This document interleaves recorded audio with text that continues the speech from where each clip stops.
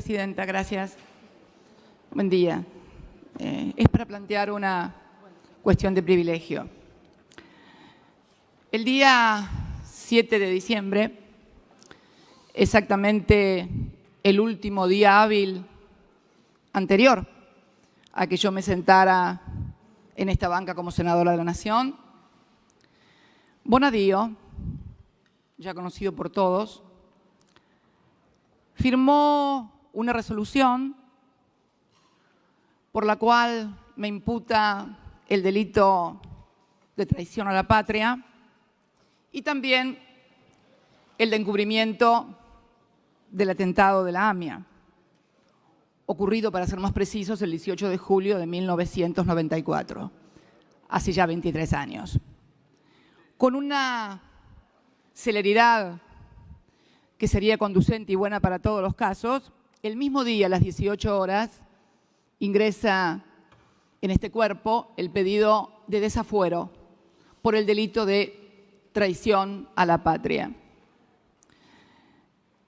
Antes de ingresar decididamente en la cuestión de privilegio, me gustaría hacer algunas aclaraciones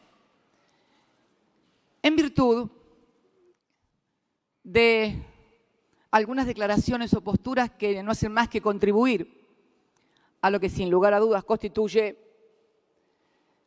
un claro avasallamiento de la representación política e institucional del país. He escuchado a senadores del oficialismo plantear que hay que constituir la Comisión de Asuntos Constitucionales para tratar el desafuero de la senadora, que emita dictamen y que en marzo se expediría.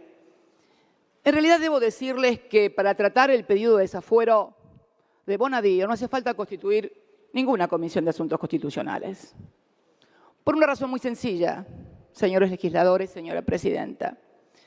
Porque la reforma de la Ley de Desafueros, que fuera efectuada ya por el año 2000 y con motivo del escándalo de los sobornos en el Senado, para permitir que los senadores pudieran declarar, es una ley que establece un procedimiento reglamentario, pero que no necesariamente es el que se debe llevar a cabo. Cualquier cuestión, señora Presidenta, un desafuero también, puede ser tratado sin ningún despacho de comisión, con la habilitación de los 2/3, como se va a tratar, por ejemplo, hoy el presupuesto, si bien tiene despacho, no han transcurrido los 7 días obligatorios. Otra vez, si se decidiera, por ejemplo, y 2/3 partes de los miembros quisieran reformar la Constitución y estuvieran sentados 48 senadores, podían sancionar una ley de reforma de la Constitución sin necesidad de ningún despacho. Con lo cual, la intencionalidad clara de decir que no se constituye la Comisión de Asuntos Constitucionales para evitar el tratamiento de mi desafuero es un argumento que a poco de explorar en él se derrumba. O sea, esta Cámara, con 2/3 partes, puede tratar el desafuero y cualquier otra cuestión, porque así lo habilita el reglamento. De hecho, tan es así que, estando constituida la Comisión de Asuntos Constitucionales, hay desafueros que nunca han sido tratados, por ejemplo. Hay un desafuero pedido para un senador de una provincia argentina desde el año 2016 por enriquecimiento ilícito.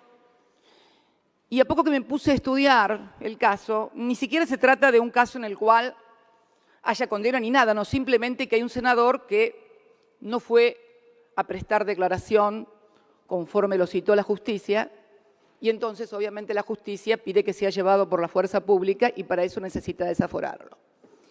No importa quién, lo importante es el caso. La otra, hay también otro pedido de desafuero para otro senador, pero, a ver, estaba constituida la Comisión de Asuntos Constitucionales y estos desafueros nunca fueron tratados.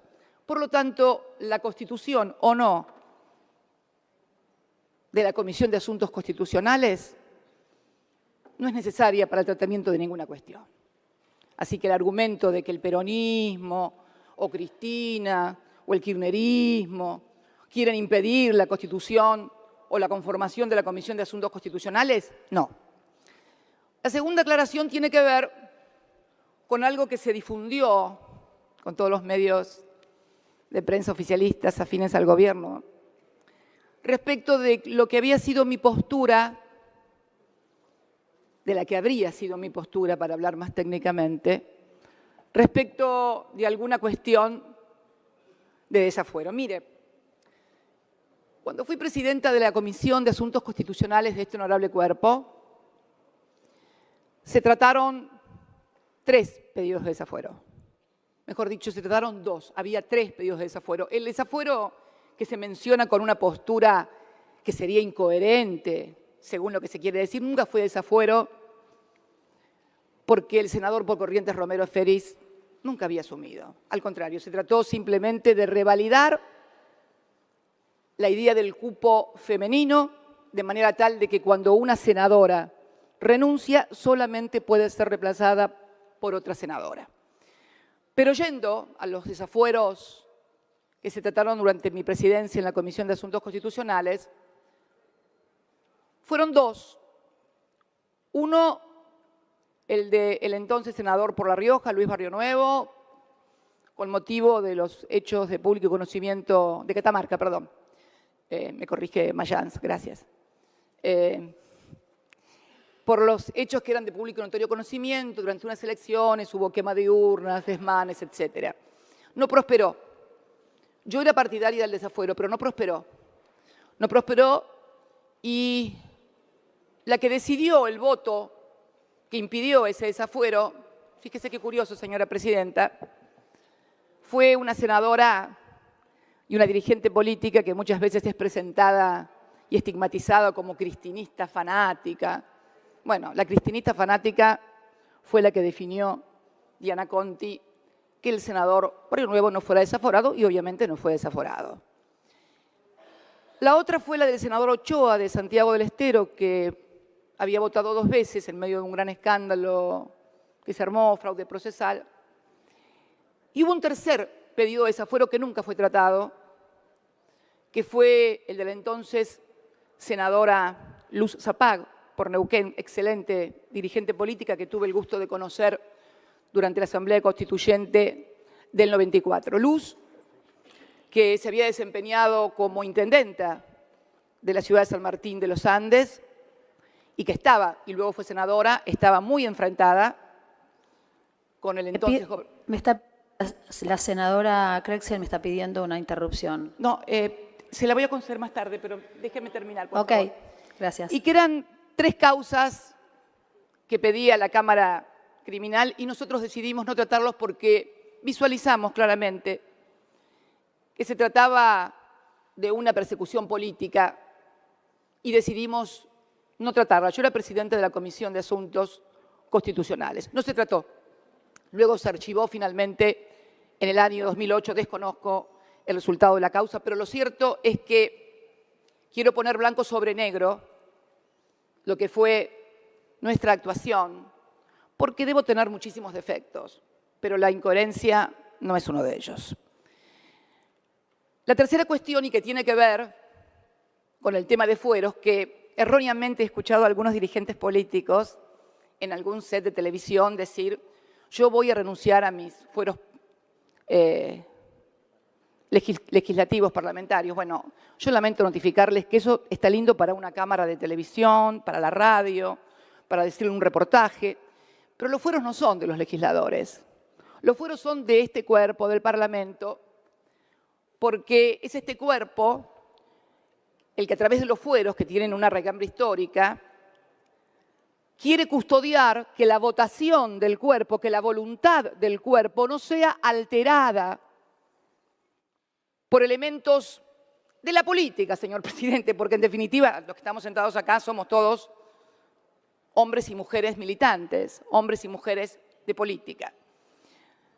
Entonces esos fueros no pueden ser renunciados por ningún legislador. Esos fueros custodian la voluntad de la Cámara y la voluntad de representación que tiene que tener este poder.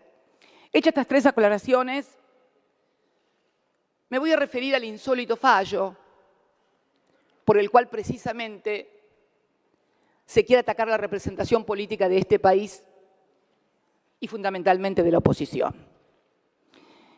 La verdad que esta utilización del Poder Judicial para perseguir, estigmatizar, desprestigiar a dirigentes no es un atributo argentino realmente, no somos originales ni novedosos en esto. El lawfare, término acuñado en Estados Unidos y desarrollado en la Universidad de Harvard, habla de la utilización del aparato judicial precisamente para, articulándose con los medios de comunicación, provocar condenas previas, sin juicio,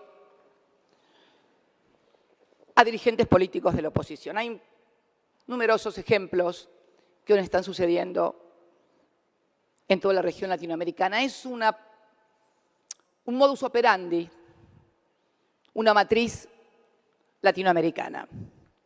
Aunque debo reconocer, señora presidenta, señores legisladores, que Argentina siempre se destaca por ir un poco más allá, porque creo que en materia de lawfare, este fallo, que además fue prolijamente notificado en el mismo día,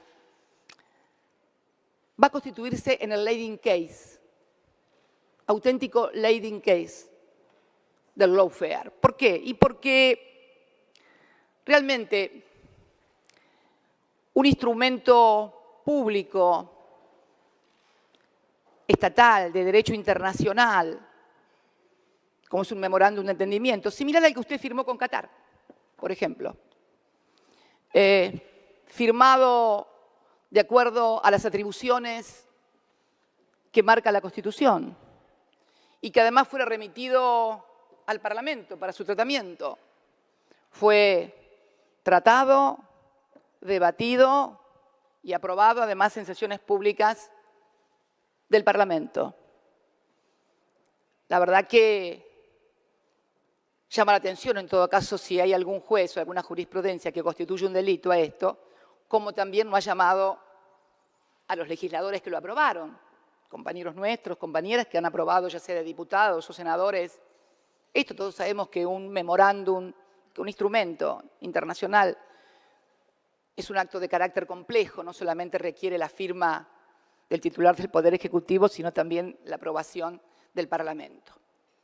Bien, el juez que había dictaminado que esto no era un delito porque era precisamente un acto no judiciable, hoy está sometido a juicio político en el Consejo de la Magistratura. Por esas casualidades de la vida, es el mismo juez que la sobreseyó a usted con el memorándum de Qatar. El que nunca fue tratado por el Parlamento, tengo entendido, todavía está, creo, no sé si fue remitido tampoco, pero bueno. Ven, estas cosas las que van constituyendo el lawfare, cuando una misma situación es tratada de una manera y cuando está del otro lado es tratada de la otra manera. Podría decir innumerables causas de esta naturaleza. Dólar futuro con Levax, por ejemplo, sobreseimiento en la denuncia de Levax y procesamiento en dólar futuro. Según el perjuicio que hubo de Bonadío para contratos de dólar futuro, fue de 57.000 millones de pesos por la devaluación que realizó este gobierno, devaluación y contratos de dólar futuro que fueron acordados por funcionarios de este gobierno que también tenían contratos de dólar futuro. Podríamos seguir así con innumerables ejemplos de lo que está sucediendo en la República Argentina en materia de lawfare, señora presidenta. Pero creo que a raíz de los acontecimientos de las últimas semanas y de las graves situaciones que vulneran la representación del Parlamento argentino, creo que además de lawfare, creo que además de estigmatización o persecución de dirigentes de la oposición, lo que aquí se está haciendo, y que es tan grave o más, es vulnerar la representación que las instituciones deben tener. Nos tocó escuchar y ver durante la semana pasada, cuando se trató en la Cámara de Diputados la reforma previsional, una diputada de Chubut contar que tuvo que votar, ella no estaba de acuerdo, o sea, la voluntad del legislador era no votar, que tuvo que votar porque el gobernador de su provincia le mostró la pantalla de un celular donde un funcionario de su gobierno, señora presidenta, un funcionario nacional, le había enviado al gobernador una foto de la banca vacía de la diputada y le decía, tu diputada todavía no se sentó. Alguno podrá pensar que es un mecanismo extorsivo, yo creo que es algo más. Es un mecanismo mafioso, señor presidente, porque sacar una foto a alguien y amenazarlo me recuerda a las imágenes del Padrino, señor presidente, o de esas películas que estamos tan acostumbrados con la mafia, donde le muestran, mirá, tu hijo va a tal hora a la escuela o tu señora a esta hora se las compras en el supermercado. Esto nunca había sucedido, señora presidenta, en la República Argentina. Esto es algo más que lawfare. Esto es alterar la voluntad del Parlamento en contra de la representación. ¿Y por qué, señora presidenta? Porque también vimos algo inédito, nunca visto, una foto. Yo creo que no tomaron dimensión de lo que estaban haciendo en términos de institucionalidad y en términos de las cosas que pueden darse a futuro. Se sentaron gobernadores y diputados y firmaron un comunicado diciendo que se comprometían a que todos los diputados votaran y trataran en tal o cual sentido. Y yo creo, señora presidenta, que esto es alterar la voluntad de la representación popular y con riesgos institucionales. Porque si bien ustedes durante toda la campaña negaron enfáticamente que iban a tocar a los jubilados y que no iba a haber ninguna norma de los jubilados, contra los jubilados, en las dos elecciones, en las PASO de agosto y con posterioridad hubo, o sea, dos campañas, dos elecciones, y en ambas negaron enfáticamente que fuera a haber alguna normativa en materia previsional, para inmediatamente después del 22 de octubre enviar el proyecto. Ahora bien, también muchísimos dirigentes de la oposición sostuvimos en la campaña electoral que esto iba a suceder y que si esto sucedía nosotros no lo íbamos a votar.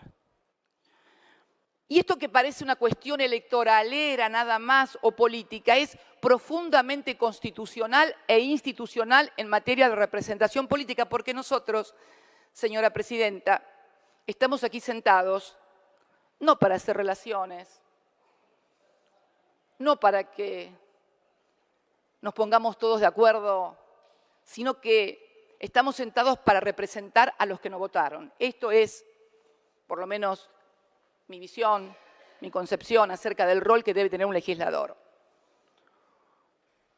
Pide el voto de sus representados, de los que se identifican con su pensamiento, con su proyecto. Sí, permítame, señora presidenta. No, pero quiero decir algo. Las cuestiones de privilegio tienen 10 minutos. Bueno, le he dado casi 9 más. Yo le voy a pedir algo, señora presidenta. Tanto que reclamaban mi presencia en la Comisión de Presupuesto y Hacienda y además han hecho un módico tratamiento de las normas. 10 minutos más o 15 minutos más para una cuestión tan importante. Me parece, no les voy a demandar demasiado tiempo. Simplemente, sí, si me permite. Pero permítame, Sí. senadora, acá hacemos cumplir el reglamento y si yo después le doy a usted 30 minutos, imagínese que tengo 30 minutos para todas las cuestiones de privilegio. Así que si puede redondear, le agradecería. Bueno, vamos a redondear, señora presidenta. Entonces, creo que esta cuestión de la representación popular no es una cuestión menor. No solamente se está utilizando el disparate de una causa absolutamente ridícula para afectar la representación. Porque en definitiva, señora presidenta, yo sé, y leía, si me permite citarla usted en una declaración que hizo hace muy poco en el Rotary Club, donde da su idea de lo que voy a hacer yo acá cuando venga a la Cámara de Diputados. Y entonces, si se me permite leer y termino ya con esto. Usted afirma que no sabemos cómo va a trabajar, porque teníamos una minoría con una muy buena relación con la mayoría. Lo nombra al senador representante de uno de los bloques. Dependerá de cómo ella quiera relacionarse. Me parece, soy yo esa. Cuando era senadora fue una defensora de la institucionalidad y no así cuando fue presidenta. No sabemos cómo va a ser. Trabajábamos con mucha paz y serenidad. Dependerá de cómo ella quiera relacionarse con los presidentes de bloque. Uno no sabe si va a haber una senadora como era o una expresidenta que discuta todo. La verdad, señora presidenta, que me gratifica mucho el concepto que usted tenía de mí cuando era senadora, pero quiero comentarle algo. A mí me expulsaron como senadora de este bloque en el año 97, el bloque oficialista. Y siempre fui una senadora que, sentada en esta banca, dije lo que pensaba. Dije lo que pensaba y hacía lo que decía. Trae problemas, es cierto, pero bueno, es el camino que cada uno elige. ¿Qué voy con esto, señora presidenta? Que es notable cómo su gobierno, el oficialismo, públicamente dice qué oposición quiere. ¿Qué oposición quiere el gobierno? Lo dice el presidente, lo dicen todos. Usted lo dice acá. Hay que ver si ella quiere y quiere discutir todo. Sí, voy a discutir todo, señora presidenta. ¿Sabe por qué? Porque para eso me votaron. Porque es posible que a usted, al presidente y al oficialismo no le guste el tipo de oposición que nosotros hacemos. Bueno, pero yo quiero decirle algo. A mí no me gusta el gobierno que ustedes hacen. Y no por eso va a dejar de ser presidenta usted ni presidente Macri. Van a seguir siendo presidente, vicepresidente. No me gusta nada su gobierno, pero los votaron y tienen que gobernar. Y yo soy oposición porque me votaron. Y también tengo que ser oposición. Entonces, esto de andar reclamando oposiciones de diseño no me parece acertado de las instituciones y fundamentalmente del derecho de representación que cada uno de nosotros tiene que ejercer. Se vio muy claramente en lo que vivimos durante la semana pasada, cuando inclusive, mire, señora presidenta, qué visión equivocada también de las cosas. Fue de público notorio que, lo decían todos los medios, lo decían todos, se adelantó o se inició por el Senado y se discutió muy rápidamente la reforma previsional porque se quería evitar mi presencia durante la discusión de la reforma previsional, como si yo fuera una cosa mágica que iba a hacer qué cosa. Nada, señora presidenta. De hecho, se sentaron todos muy cómodos, trataron reforma previsional, inmensa movilización el mismo día en la puerta, acto, y no hubo ningún problema. Sin embargo, en diputados tomó un volumen y una discusión que no tiene que ver con personas, señora presidenta, porque este es el problema que ustedes tienen, otra cosa que hacen. Ustedes personalizan mucho. Tal vez sea una buena estrategia para despolitizar y no hablar de lo que hay que hablar, de las políticas. Entonces hablamos de las personas. Senadora, le pido por favor. Y hablamos de ya termino, y no hablamos de las políticas.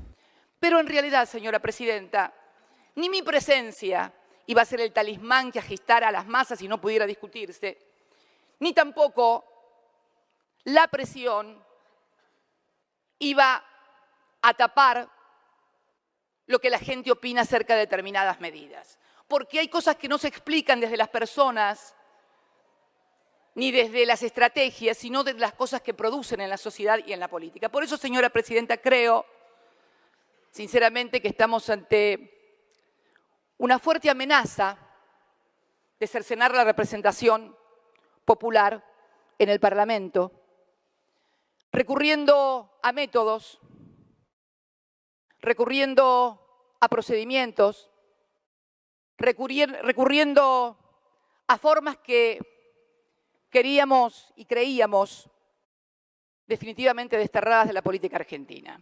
Es esta cuestión de privilegios, señora presidenta, que quería tratar. Muchas gracias por gracias a usted. Minutos de más, además. Pasa a asuntos constitucionales.